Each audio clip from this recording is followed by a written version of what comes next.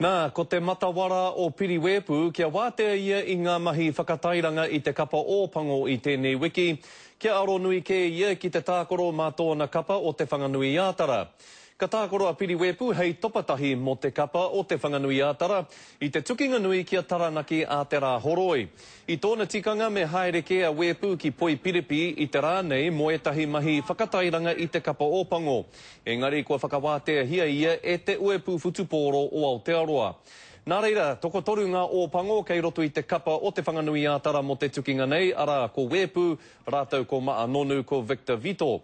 Me papatū tonu a te whanganui ātara e uru atu ai rātau ki ngā whiringa whaiti o te ITM Cup, i naia nei kei a rātau ngā tino toki, hei arahi i a rātau. Wanting to play as opposed to training is, always a burning desire. You want to always run around and, sort of mix it up with the young fellas in the province.